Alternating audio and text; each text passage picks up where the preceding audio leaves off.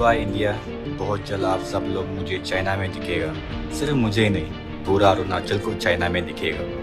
कि बिना आग के धुआं नहीं उठता। कुछ तो हुआ है जो अफवाह इतनी दूर तक पहुंची है। चीन की सलामी स्लाइसिंग अप्रोच के मद्देनजर इन दावों की सच्चाई की जांच जरूरी है, क्योंकि जमीन हथियाने की चीन की नीति से पूरी दुनिया वाकिफ है। यहाँ सबसे बड़ा अड़ंगा लगाया चीन ने शिमला कन्वेंशन को कभी स्वीकार ही नहीं किया। उसके पीछे दोनों देशों के लोग अलग अलग बात कर रहे थे। मतलब ये मीटिंग संयुक्त नहीं थी, जिससे कोई रास्ता नहीं निकल रहा था। चीन के डेलीगेशन आउटर तिब्बत पर अपने अधिकार को छोड़ने के लिए राजी नहीं था। वहीं अरुणाचल प्रदेश को भी चीन दक्षिणी तिब्बत का हिस्सा मानता है, इसीलिए वो इस पर अपना दावा ठोकता है। सलामी स्लाइसिंग अप्रोच का इस्तेमाल तब किया जाता है जब किसी बड़े लक्ष्य को पाने के लिए उसे छोटे छोटे हिस्सों में बांट दिया जाता है और फिर धीरे धीरे उनकी तरफ बढ़ा जाता है। इससे सामने वाले को पता भी नहीं चलता और कब उसके पैरों तले जमीन निकल जाएगी। वहाँ धीरे धीरे पहले पेट्रोलिंग की जाती है और फिर वहाँ कैंप बना दिए जाते हैं। जब लगता है कि लोहा गर्म है तो 10 गुना ज्यादा अप्रोच से वहाँ।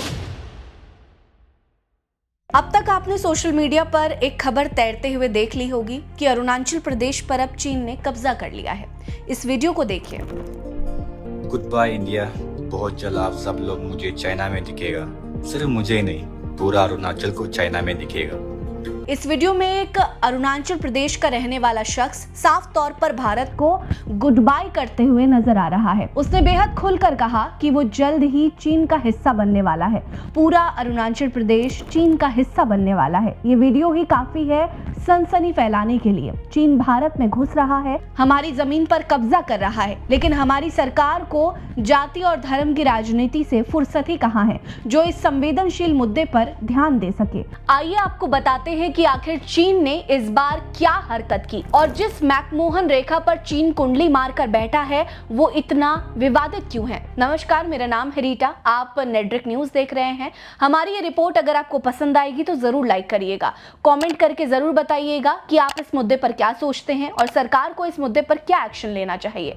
चलिए शुरू करते हैं। दरअसल पिछले दिनों एक खबर सामने आई थी जिसमें अरुणाचल प्रदेश की एक वेलफेयर सोसाइटी, नाह वेलफेयर सोसाइटी और peoples party of Arunachal Pradesh ने दावा किया था कि राज्य के अपर सुबनसिरी जिले के टक्सिंग क्षेत्र पर चीनी सेना पीएलए की गतिविधियां तेज हो गई हैं और उन्होंने उस क्षेत्र पर कब्जा कर लिया है। चीन की सलामी स्लाइसिंग अप्रोच के मद्देनजर इन दावों की सच्चाई की जांच जरूरी है, क्योंकि जमीन हथियाने की चीन की नीति से पूरी दुनिया वाकिफ है। सलामी स्लाइसिंग अप्रोच का इस्तेमाल तब किया जाता है जब किसी बड़े लक्ष्य को पाने के लिए उसे छोटे छोटे हिस्सों में बांट दिया जाता है और फिर धीरे धीरे उनकी तरफ बढ़ा जाता है। इससे सामने वाले को पता भी नहीं चलता और कब उसके पैरों तले जमीन निकल जाएगी ये वो सोच भी नहीं सकता।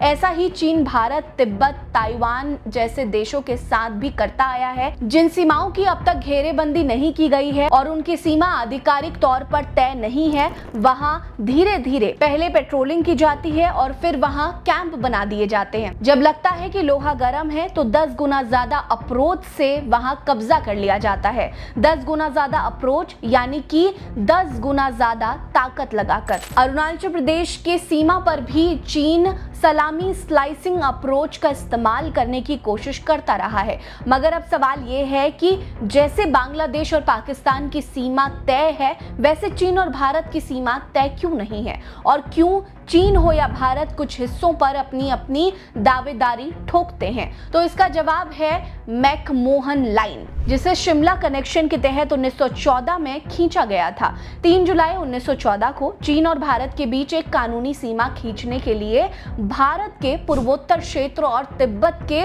दक्षिणी क्षेत्र में पड़ने वाले पूर्वी हिमालय क्षेत्र के बीच करीब 890 किलोमीटर की लंबी सीमा पर तय करते हुए हस्ताक्षर किया गया था, जिसे शिमला समझौता कहा गया था। इस समझौते को ब्रिटिश भारत के विदेश सचिव सर हेनरी मैकमोहन और तत्कालीन तिब्बत के प्रधानमंत्री लोचन सात्रा के बीच हुआ था। मैकमोहन ने इस सीमा को हिमालय के भौगोलिक भौगोलिक स्थिति को देखते हुए तय किया था, लेकिन यहाँ सबसे बड़ा अड़ंगा लगाया चीन ने शिमला कन्वेंशन को कभी स्वीकार ही नहीं किया। उसके पीछे कई कारण थे। अब चलते हैं साल 1906 में। ब्रिटिश औपनिवेशन के लिए भारत एक ऐसी कॉलोनी थी जिससे उसे सबसे ज्यादा फायदा होता था, तो वो किसी कीमत पर भारत को हाथ से नहीं जाने देना चाहता था। तो वहीं दूसरी तरफ रशियन आर्मी ने ब्रिटिशों की तरह ही दूसरे देशों पर कब्जा करने के लिए भारत की तरफ रुख किया था और वो अफगानिस्तान तक पहुंच भी चुके थे। ऐसे में चीन के शासक, तब वहां किंग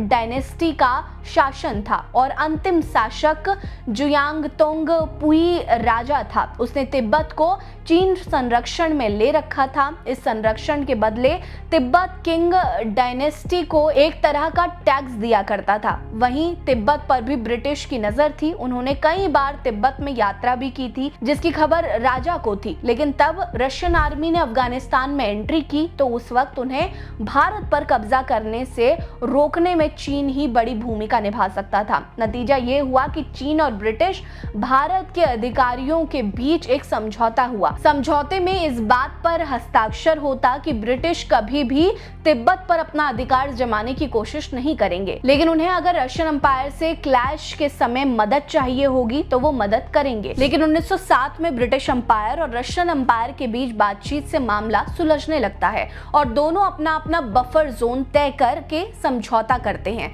इस समझौते में रशियन एम्पायर शर्त के तौर पर चीन को एक ताकत दे देता है कि जब भी ब्रिटेन तिब्बत को लेकर कोई भी समझौता करता है या फैसला करता है तो उसमें चीन की सहमति जरूरी है। समझौता हो जाता है, लेकिन जब 1912 में सिन्हाई क्रांति के कारण किंग साम्राज्य का अंत हुआ और चीन में गणतंत्र शुरू हुआ, तब तिब्बत ने इसका फायदा उठाया और खुद को चीन से आजाद मान लिया। वहीं चीन अब भी तिब्बत के इनर हिस्से पर अपना दावा ठोकता रहता था।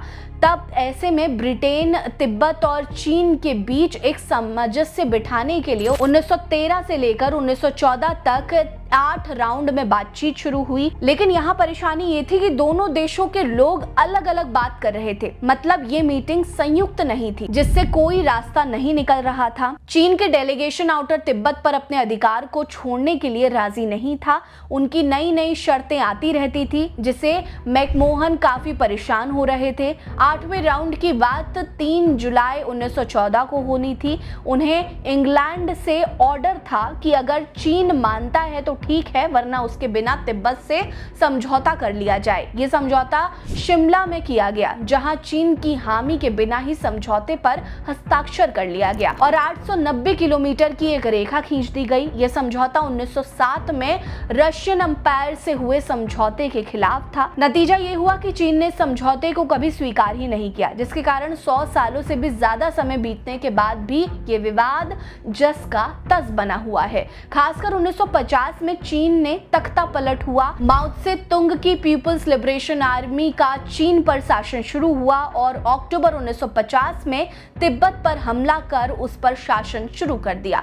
मई 1951 में 17 सूत्री समझौता शुरू हुआ और चीन ने तिब्बत पर दावा ठोक दिया। वहीं अरुणाचल प्रदेश को भी चीन दक्षिणी तिब्बत का हिस्सा मानता है, इसीलिए वो इस पर अपना दावा ठोकता है। तो वहीं भारत मैकमोहन लाइन के हिसाब से ही अरुणाचल प्रदेश को भारत का हिस्सा मानता है। वहीं भारत ने कुछ समय पहले भी अरुणाचल प्रदेश के 27 जगहों पर औपचारिक तरीके से भारत का हिस्सा होने का दावा किया, जिसमें भारत कुछ तो चीन के अधिकार क्षेत्र में है, लेकिन उससे भारत उसे अपना हिस्सा मानना बंद नहीं करने वाला है, क्योंकि मैकमोहन लाइन भी यही कहता है। इन क्षेत्रों में कोई घेराबंदी नहीं है, इसीलिए दोनों देशों की सेनाएं यहाँ गश्त लगाती रहती हैं। अब उस दावे के बारे में बात करते हैं जो पिछले दिनों कई जगह किया गया है, जो अरुणाचल प्रदेश के सीएम पेमा खांडू ने खुद इन दावों को खारिज किया है। वहीं सेना ने भी कहा कि यह केवल भ्रम फैलाने के लिए फैलाई गई अफवाह है।